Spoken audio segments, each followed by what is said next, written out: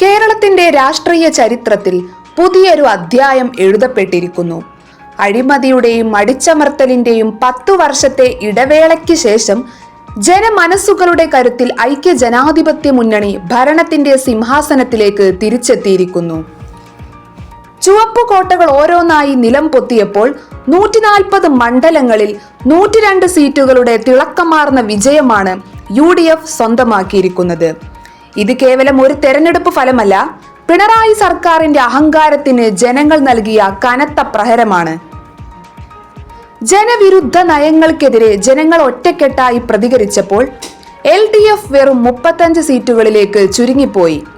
സ്വന്തം തട്ടകമായ ധർമ്മടത്ത് പോലും മുഖ്യമന്ത്രി പിണറായി വിജയൻ പരാജയത്തിന്റെ കയ്പുനീർ കുടിക്കേണ്ടി വന്നു. വോട്ടെണ്ണലിന്റെ ഒരു ഘട്ടത്തിൽ പോലും ലീഡ് ചെയ്യാൻ കഴിയാതെ പതറിയ മുഖ്യമന്ത്രി ഒടുവിൽ കഷ്ടിച്ചാണ് മാനം കാത്തത്. മന്ത്രിസഭയിലെ പകുതിയിലധികം പേരും പരാജയപ്പെട്ടത് ഭരണത്തിന്റെ പരാജയത്തെ അടിവരയിടുന്നു. കേരളത്തിന്റെ 5 ജില്ലകളിൽ ഇടതുപക്ഷത്തെ തുടച്ചു നീക്കിക്കൊണ്ട് UDF ക്ലീൻ സ്വീപ്പ് നടത്തിയിരിക്കുകയാണ്. മലപ്പുറം, വയനാട്, എറണാകുളം, കോട്ടയം, ഇടുക്കി ജില്ലകൾ UDFനെ നെഞ്ചിലേറ്റി. എറണാകുളത്ത് ആകെയുള്ള 14 സീറ്റും തൂത്തുവാരിയപ്പോൾ മന്ത്രി P രാജീവ് പോലും പരാജയപ്പെട്ടു. കോട്ടയത്ത് 9-9 നേടി UDF കരുത്ത് തെളിയിച്ചു. ഇടുക്കിയിലെ 5-5 മലപ്പുറത്തെ 16-16 സീറ്റുകൾ UDF സ്വന്തമാക്കി. വയനാട്ടിലെ 3 സീറ്റുകളും പിടിച്ചെടുത്തപ്പോൾ മന്ത്രി OR കേളു പരാജയപ്പെട്ടു. ഈ ജില്ലകളിൽ ഇടതുപക്ഷത്തിന് ഒരൊറ്റ സീറ്റ് പോലും നൽകാതെ ജനങ്ങൾ പാടെ കൈയൊഴിഞ്ഞു. കാസർഗോഡ്, പത്തനംതിട്ട, കോഴിക്കോട് എന്നീ ജില്ലകളിൽ ഇടതുപക്ഷത്തെ ജനങ്ങൾ വെറും ഒരു സീറ്റിൽ ഒതുക്കി.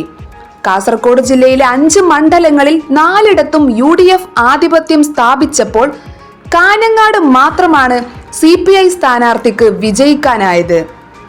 തൃക്കരിപ്പൂരിൽ സന്ദീപ് വാര്യർക്കെതിരെ VP P മുസ്തഫ പരാജയപ്പെട്ടു. പത്തനംതിട്ടയിൽ കോന്നിയിൽ മാത്രമാണ് LDFന് ആശ്വാസം കണ്ടെത്താനായത്. കോഴിക്കോട്ടെ 13 മണ്ഡലങ്ങളിൽ 12ഉം UDF നേടിയപ്പോൾ മന്ത്രി മുഹമ്മദ് റിയാസ് ബേപ്പൂരിൽ നേടിയ വിജയം മാത്രമാണ് ആ പാർട്ടിയുടെ ഏക ആശ്വാസം. അഴിമതിയുടെയും ഏകാധിപത്യത്തിന്റെയും ചെങ്ങലക്കെട്ടുകൾ അറുത്തെറിഞ്ഞ് സാധാരണക്കാരന്റെ ശബ്ദമായി UDF സർക്കാർ അധികാരമേൽക്കുകയാണ്. വികസനത്തിന്റെയും മതേതരത്വത്തിന്റെയും കാവലാളായി ഐക്യ ജനാധിപത്യ മുന്നണി എന്നും ജനങ്ങൾക്കൊപ്പമുണ്ട്. മതേതര കേരളത്തെ വർഗീയ ശക്തികൾക്ക് വിട്ടുകൊടുക്കാതെ കാത്തുസൂക്ഷിക്കാൻ UDF പ്രതിജ്ഞാബദ്ധമാണ്.